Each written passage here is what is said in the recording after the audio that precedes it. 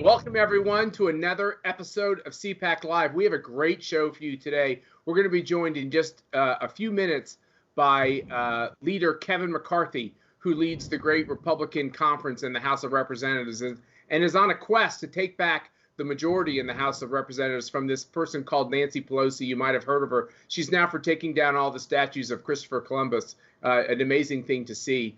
And we're also going to be joined by the FCC chairman, Ajit Pai, for a great interview that we were able to conduct yesterday. But first, it is our pleasure to give you a surprise.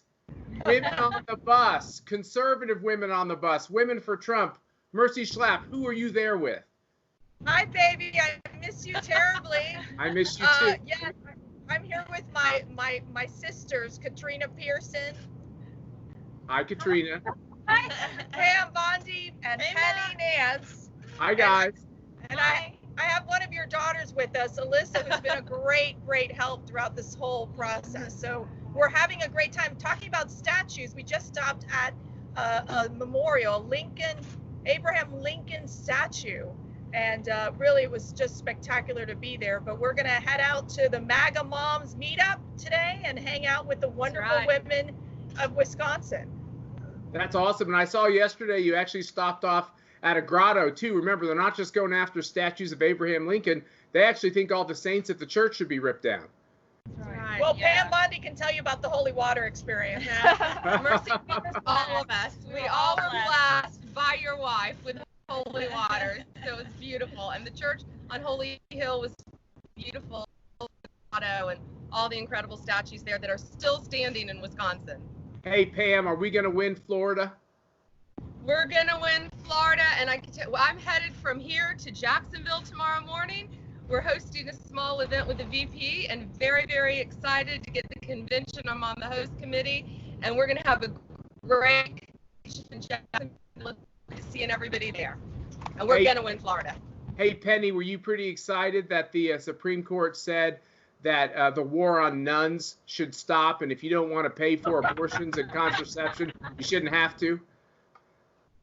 The Little Sisters of the Poor. I mean, you got to know you're desperate when you get sued by a bunch of sweet nuns who care about poverty and celibacy, yet they have to pay for other people's abortions. Really? So, but what the court said is it really is up to the administration in charge. So if Joe Biden were elected, it's not going to happen. But if he were, the Little Sisters of the Poor would be back in court again. So this is essential that we support them and we support this president who is pro-life and also pro-religious freedom. Hey, Katrina, we saw yesterday that the CEO of Goya Foods had the audacity to go to the White House and speak up in support of President Trump and his agenda. And now the cancel culture is saying we have to boycott Goya products. Are you used yet to being called a racist? No, Matt, not at all. But look, the cancel culture lost me when they canceled my favorite maple syrup. Right. So look, we are on the road now, and we're back. The Trump campaign is back out on the road, and everyone will this. Go to donaldjtrump.com to find out all of our events because coalitions are about to be unleashed. Our field offices in minority communities, Hispanic and Black, they are opening, and we are taking to the road. We're planning hundreds of events over the next few months, so come out and see us. And we're going to be on the road as CPAC as well. We're starting in Nevada. We're going to be moving on to Wisconsin. We're going to be in almost every battleground state. We might need to borrow that bus. Is that okay, Mercy? Very pink. It is very. That's okay. We can handle it. Hey, Women for Trump, thanks so much for what you're doing. Keep up the great work in Wisconsin, and thanks for joining us on CPAC Live. We're going to next be joined by Kevin McCarthy, the great leader of the Republican conference. We'll be right back at you. Love you, baby. Love you too. Bye, guys.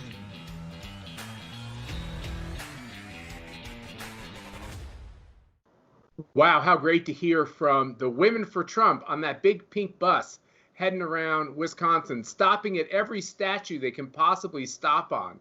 to go venerate and appreciate our great founders, the great saints of the church, even the Blessed Virgin Mary. Can you believe that? They want to take down statues of Jesus's mother. We are in crazy times. And now we're joined by the great Republican leader in the House of Representatives, Kevin McCarthy, who has an 86% ACU lifetime score, and we're really tough judges.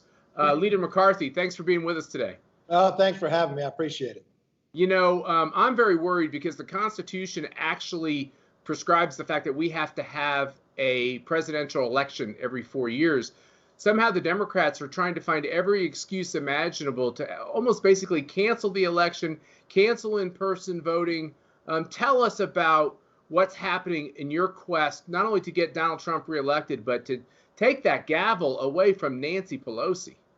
Well, that's what we have to do. And you're correct with the Democrats. The Democrats don't want to work. Nancy Pelosi has changed history. And when you think about Congress through yellow fever, through the Civil War, through World War I, II, 9/11, Congress is essential. We always met. But not now. They have this shadow voting where Democrats don't want to come to work, don't want to make what really we believe make this country stronger. And what we're finding is the Democrats are doing that on the campaign as well. They don't want Joe Biden out of the basement, because if Joe Biden comes out of the basement, one, he'll have to carry on a complete sentence. Two, we'll have to find out whether he has a policy or not. And we know he cannot compete with President Trump, and President Trump will win overwhelmingly. The good news about this, not only are we in the path for the president winning, but the worst thing that could happen is the president wins re-election and Nancy Pelosi is still speaker. When I took over as minority leader, it was taking 19 seats to win the majority. You know what it is now? It's just 17 in a year and a half. We got a Democrat to re-register as a Republican. And that happens sometimes, but never from the majority to the minority. So that should tell you a lot. And more importantly, I know during this COVID, people couldn't follow politics, but something big happened. In California, we had not flipped a seat from Democrat to Republican in 22 years. We had a special election because of a Democrat doing something stupid. The Democrats had won this seat by 9 points. Hillary Clinton had carried it by a majority. And they picked their candidate, the state assemblywoman. We went out, recruited, got Mike Garcia, first generation American, graduated from the local high school, got nominated to the Naval Academy, graduated in the top 3%, flew jets, and went back and was working in the community after he served his country. Never ran before. And in the middle of this race, COVID hits, and they changed the election rules. So it's going to be an all-mail ballot. You know what happened? We took a seat that we had lost by 9 points and won it by 9 points. No, that's and it was a wake-up call for Democrats. There are 42 other seats that Democrats hold right now that are better for Republicans to win than Mike Garcia's. And how many of these seats across the country did Donald Trump, how many of these districts did Donald Trump win in 2016? 30 of the seats that the Democrats sit in, and we only need 17, Donald Trump won. He's going to win those and more. And in many of these areas, Leader McCarthy, because of the way the issue set is coming down, you have Joe Biden saying he's going to raise by a third all corporate taxes, right back up to make America non-competitive with the globe. He's talking about defunding police and de-arming police, and he's talking about making fossil fuels essentially illegal. Pretty radical stuff. Very radical. He has actually surrendered to the socialists. And remember, he's been here 50 years. Why do we think he's going to change? I mean, he's bringing Congresswoman Omar, into his wing. He brought Bernie Sanders, signed this unity pact, but he just surrendered to them. I mean, think about it. Congresswoman Omar wants to dismantle America. She was born in a foreign country, lived in a refugee camp. And what did America do in its greatness? Open its arms to her family and had her immigrate into America. And in her first generation, she becomes a U.S. Congresswoman. She wants to dismantle America? No, we should duplicate America. That's what those people rose up in Tiananmen Square, or the shipyard workers in Poland are tearing down the Berlin Wall. Because America is more than a country. America is an idea that our founders understood. But you watch what the mob mentality and what these Democrats are doing. Think for one moment. In 2015, I stopped with Pope Francis and prayed in front of St. Sarah's statue. St. Sarah's statue got torn down in San Francisco in Nancy Pelosi's district, and she has said nothing. As a strong Catholic, she said nothing. In her Italian heritage, where she grew up in Baltimore, they just knocked down Christopher Columbus. And you know what her answer was? People do what they're going to do. What is Joe Biden's answer to all this? He says nothing but says we need to defund the police. That does not make us safer. It actually concerns me where the world's going. And if we got to rebuild this economy, we know what Joe Biden did with our economy. We also know what President Trump did. The biggest, strongest economy in American history. Didn't matter what gender, what color of skin you were better off with President Trump, and he's going to rebuild, renew, and restore America. Doesn't it all start with this whole question about whether or not schools can safely reopen? If we're trying to follow science and we're going to follow who's at risk and who's not, kids are probably the safest component of our population. Yet you have these left-wing teachers union heads and these Trump-hating blue state Democrat socialist governors doing everything they can to actually harm kids in order to get to their political aim of stopping Trump. Yeah, your focus should be on the children, their safety and their education. We can do this in a safe manner. And we can take all what we're going through. And this is why Congress should actually meet. Because I'll tell you, as a parent, you're more than a parent today. You're now the teacher, the coach, the tutor. And how can we get business back opened up if schools or childcares are not open? I mean, this is what we need to have happen. We can do it in a safe manner. But could you imagine to say for a whole generation you're not going to teach them? I mean, education is the great equalizer. What are we doing to our inner city schools? What are we doing to the rural communities and others? What are we doing as a nation for the next generation to be able to prosper and be stronger than we are today if they're not going to be educated? Simply for a political decision, I think that's wrong. And I haven't talked to one of our kids. We have 5. I haven't talked to one of our kids' teachers that express anything other than concern that the schools won't open up in a regular fashion. I actually think the teachers are with us. I think it's the politicized union folks and the administrators that are playing politics. And it's ironic, Leader McCarthy, it seems like the only kind of homeschooling the Democrats like is when they can mandate it on all of us. Exactly. They're opposed to it at any other time. And the uniqueness here, too, is if we're getting the schools back open, we can do it in the right locations. If there's a hot spot, you can calm within there. But the whole country is not the same. There's 50 different states in this country. There's places that COVID is not a part of that we could be educating our students instead of denying them the right to education. You know, as we let you get back to your busy schedule, give us an update of what's going on in Congress. We know that Nancy Pelosi is using this, what I consider illegal proxy voting, to try to jam things through. But the most important thing to all of Americans is not just our health and our safety, but it's also getting this economy revving again. Do you think that what the Trump administration has been doing with making sure that we stabilize all these small businesses that were essentially, and large businesses that were forced to close, do you feel optimistic that the economy is coming rearing back?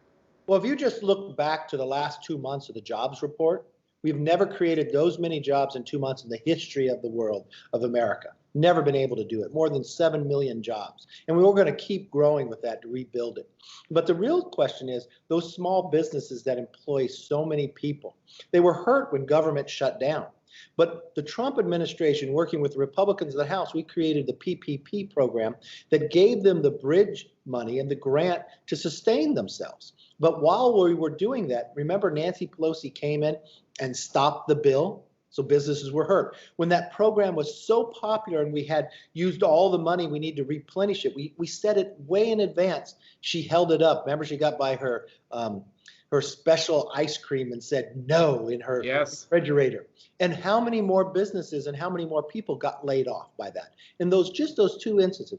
Then when Nancy went out to write a bill, she just put out $3 trillion. But this will tell you who understands jobs better than the other. In the Democrats' $3 trillion bill, the largest bill ever written in Congress, it mentioned cannabis more than it ever mentioned jobs. So what were they really focused upon? It wasn't about getting the economy back working. It was all their pet projects, from changing the voting, from changing all the aspects of this shadow voting that is proxy inside Congress. That's the history and the future they want. We want to rebuild, restore, and renew this country. take the traditions of the past and apply it to a changing future so the next century is again America's century. Well, Kevin McCarthy, we very much appreciate your singular focus on making sure that the voters across this country understand what's at stake with this question of a House majority. If Nancy Pelosi has that gavel, I'm telling you, you can take it to the bank, even if the bank is closed, that she is going to impeach the president again for any reason under the sun. It's why we got to hold that majority in the Senate, and it's critical that we go back to the people's work instead of these, these coups that Democrats seem obsessed with. Yeah, if you keep Nancy Pelosi as Speaker, that means Adam Schiff's in charge of Intel, which he will not put his focus on China and what China is doing and bringing our supply chain back. They'll only try to impeach the president with more lies. Yeah, and could you try to beat Adam Schiff and Jerry Nadler? I know those are tough districts, but why don't we just give it a little bit of a shot, okay? We're gonna compete in all of them, and that's you're awesome. gonna be so proud of the candidates we have. It's amazing. Well, we're happy to work alongside you in this important goal of getting the economy moving. We thanks for your time today, and we're glad that you're at work. There's some serious things to get done in this country. Keep working. All right, thank you, and keep doing your job. We need you. All right, thank you, Leader McCarthy. And we're going to now move right to an interview that I was able to conduct yesterday with the great chairman of the FCC, Ajit Pai. Listen to this great interview. We're so lucky to have a great conservative, and may I say, great conservative Kansan, as the chairman of the Federal Communications Commission, Ajit Pai. Chairman Pai, thanks for being with us at CPAC Live. Hey, it's so great to be with you. Always a pleasure to see a fellow Kansan. We're not in Kansas anymore, unfortunately. And one of the ways in which we're not in Kansas is these rather serious threats that the Trump administration is trying to navigate vis-a-vis China's determination to dominate the globe in every conceivable way, including in telecommunications. Where are we on this 5G race?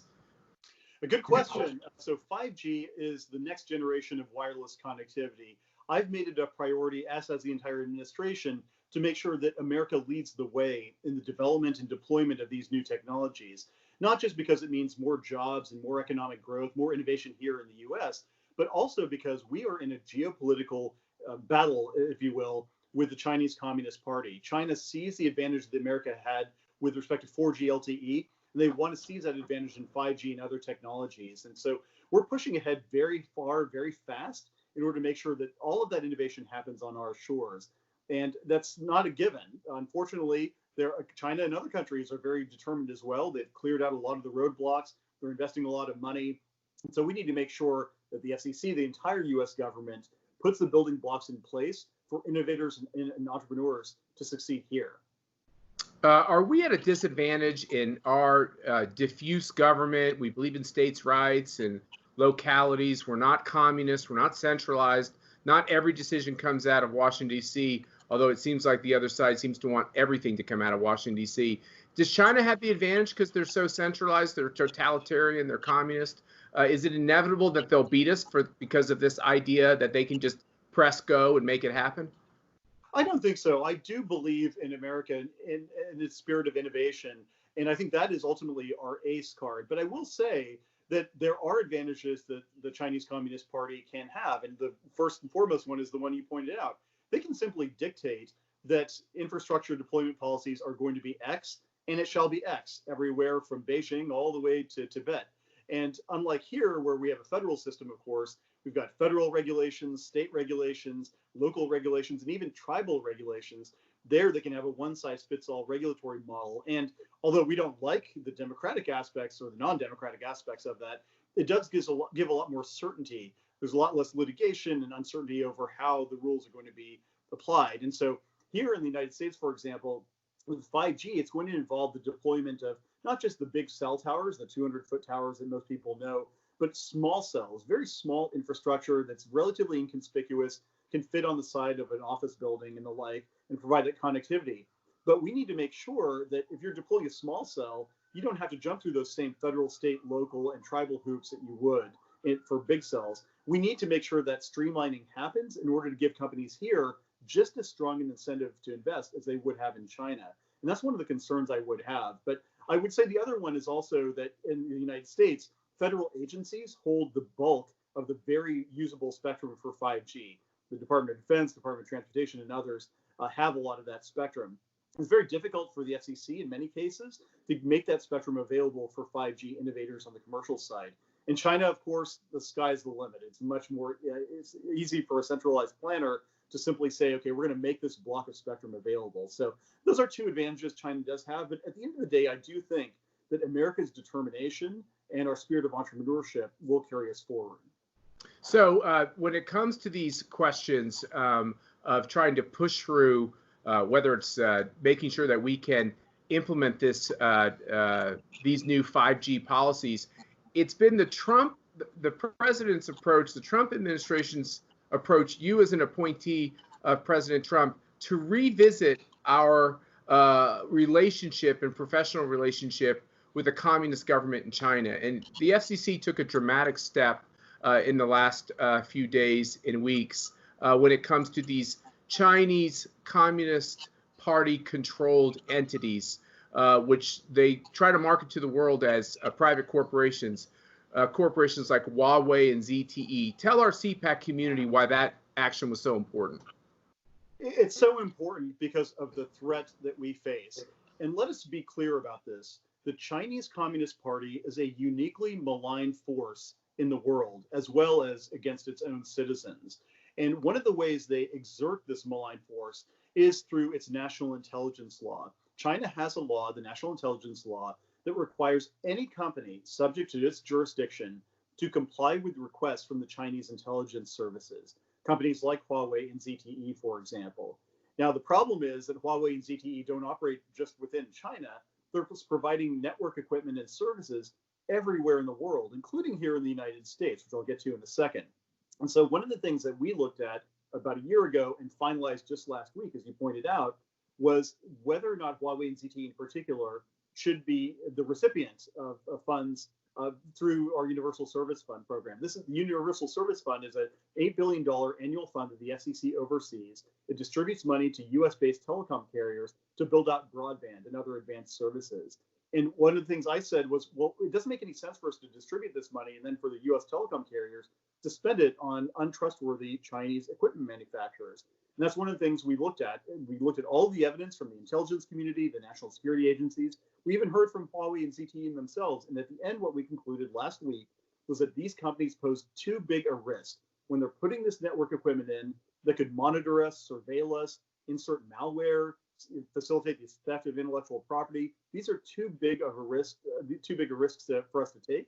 And so we're prohibiting the use of that Universal Service Fund money from being spent on Huawei and ZTE. They now have a chance to challenge that. This is due process that is here in the United States, which they don't, of course, observe in communist China. Of course. It's kind of ironic.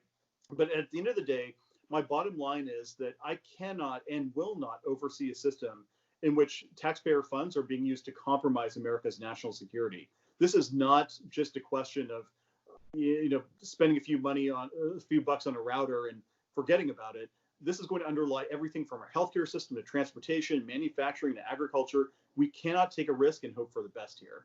Because if companies that are basically controlled by the Chinese Communist Party get into the backbone of 5G, we have legitimate security, national security concerns on how much they can disrupt our society. Absolutely right. And to me, at least, the risk that these companies would comply with requests from Beijing is just too high. I mean, look, just over the last week or two, the Chinese Communist Party has been very aggressive in asserting extraterritorial, that means beyond China's borders, extraterritorial jurisdiction on what people say and what they even think.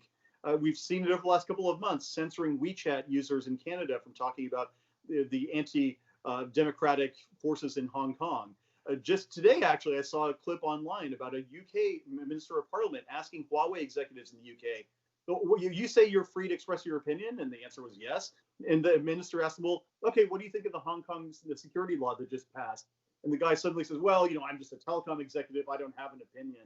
I mean, it's pretty clear that the Chinese Communist Party wants to censor a broad range of views. And when it comes to something as sensitive as telecom equipment in the United States that might be near sensitive military installations or critical infrastructure facilities, Do you really think the Chinese Communist Party is not going to ask Huawei and ZTE, hey, we want to see what's going on in these networks. We want to be able to track certain individuals, especially government officials or corporate executives.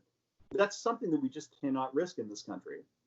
So we have these other social media platforms, software platforms that seem to once again have a cozy investment relationship with the Chinese party in the Chinese Communist Party. It seems like Americans should be awfully careful when they start bringing those platforms into their professional lives, into their personal lives, because as you said, they can easily be manipulated.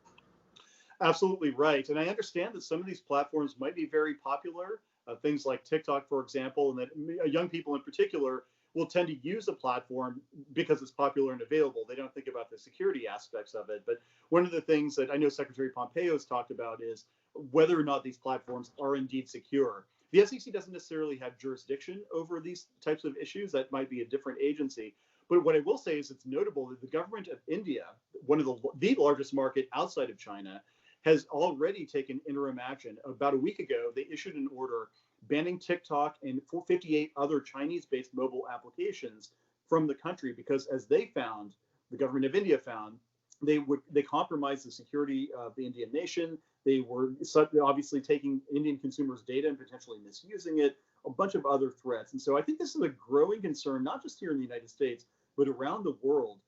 Forward-looking countries that embrace freedom and liberty need to think very seriously about what impact the Chinese Communist Party, either directly or through companies subject to its jurisdiction, might have on their security and that of the consumers. And look, this doesn't just relate to telecom policy. You literally have Chinese communist-controlled corporate entities selling trains that go underneath all of our major cities. I mean, there's a lot of questions here about what we turn to for our infrastructure. And it leads to the next question, which is, when it comes to 5G, China and America might be looking at very similar technologies.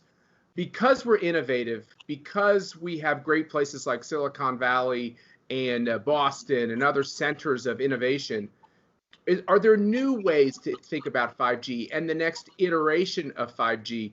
We read about things like O-RAN. Please explain to our community, what are we looking at in terms of what's possible to make it even better and quicker? Great question. And I know thus far I've painted a little bit of a bear case for 5G, why China has some advantages. But here's the bull case for America. We, number one, have a huge amount of spectrum, thanks to the FCC's efforts, that is going into the marketplace. And that's going to enable wireless companies, big and small, to be able to use to provide 5G. Second of all, we've taken a lot of steps to streamline wireless infrastructure, those small cells that I've talked about, to give it more certainty. But in particular, one of the things that we've been promoting is the open or virtual radio access network technology, or O-RAN, as you put it. So O-RAN, in a nutshell, can be conceived of as a way of putting software in charge of the networks rather than hardware. Instead of having towers and physical infrastructure that you can see that runs each of these cell sites, instead you would have a software-based platform that could be able to manage that network a little more efficiently and much more cheaply. And there are two good things about this in particular. Number one, it's much more efficient to do, which is critical. We're looking at wireless companies that don't have billions upon billions of dollars to spend just on this equipment itself, the hardware itself. But number two, it's also more secure, ironically, because it's open. When you have an open platform like this, it's essentially a software platform, then both the wireless operator and consumers can see where the vulnerabilities are, where the hacking attempts might be coming from, and they can patch those vulnerabilities very quickly. Compared to now, where, for example, if Huawei sells you all of the hardware that you need for your wireless network, you're essentially handing the keys over to them and saying, we trust you, Huawei, to guard against some of these vulnerabilities. And that's just not something that we think is a viable solution going forward. I will say the other good advantage of this software-based approach, O-RAN, is that many of these companies are based in the United States. You might not have heard of them, companies like Altiostar and Parallel Wireless and Mavenir, but these are American innovators who are really at the forefront of innovation. There are other companies in trusted countries as well, Rakuten in Japan, for example, that I've had a chance to meet with. They're doing really innovative things in this space. And so from a geopolitical perspective as well, these are companies that are located in places that we think are much more secure, much more trustworthy, as opposed to Huawei and ZTE. So we started this conversation talking about 5G. Punctuate it for people who are watching us. Why is it so critical that America gets 5G right? How will it impact people's lives if we get this done right under your leadership? Well, I think the best analogy would be to 4G. America was the first mover when it came to 4G LTE, and the results speak for themselves. We had over $1 trillion of investment in wireless networks and applications. America became the mobile app economy, and it drove that across the entire world. When I became into office in 2012, America had only 4% of the world's population, but 50% of the world's LTE connections. As a result of that, a huge amount of economic growth and job creation happened in the United States. 5G is going to be significantly bigger than 4G. The speeds are 100 times faster, perhaps even more than that. The latency, which is the responsiveness of the network, is significantly lower, so you get a much quicker response on your device. And it's going to transform entire industries. Connected cars, for example, and telemedicine, precision agriculture, and gaming. All of these things are going to rely on 5G. And in addition to that, 5G could be a way of solving the digital divide in parts of the country where it is just too uneconomical to lay a fiber line and the like. So we see that 5G is going to be very transformative. And that's part of the reason why we're pushing ahead so hard, is because we want to claim those benefits for ourselves. And one of the things that people have to remember in this country, we've long had an expectation that America is always going to be on top. That's not necessarily the case. Talent is fickle. Capital is fickle. Innovation is going to flow to whatever country or whatever region makes it a priority to open the doors to that kind of innovation.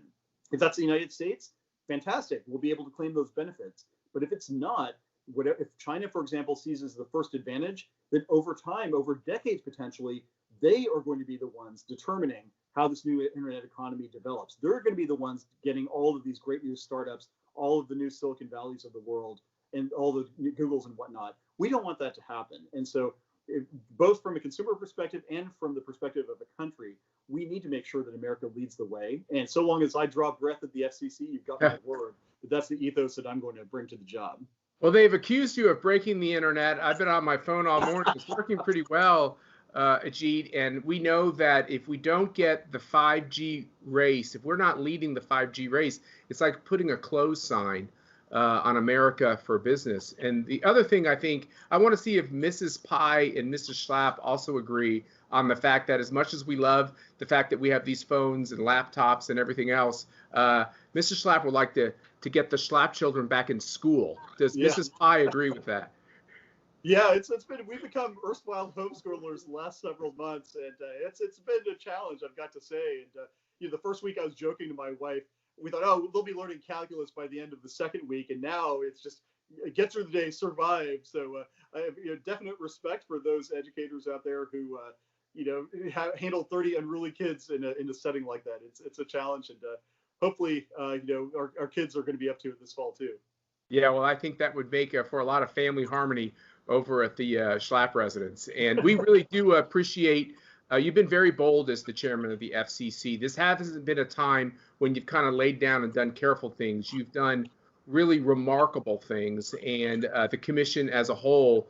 And I think the president's approach to China, understanding not that we want to be at war with them, but that we understand that they're an adversary on these basic questions. And we no longer have to give in to what they need to grow their economy because we have this attitude that America could never lose any of these fights. We actually can. We can be weakened by what the policies that come out of the communist government in China. And we're just appreciative that President Trump put you in charge of the FCC, because nothing is actually more important than the space of how the digital economy works. Well, thank you so much. I can't say enough how much I appreciate the support and the kind words about the last 3 years. We've definitely taken some swings, and that's because we want to make sure that America has a fighter's chance in this fight to make sure that we succeed, that we have innovation and investment. And I can't underscore enough how important it is for people not to become complacent. As I said, those of us of a certain age, I know you're only 29, Matt. I'm old. For me, at least, no, but for me, I grew up in a time when, even though there were hiccups in the road, America was always on that upward trajectory. And that doesn't happen by accident.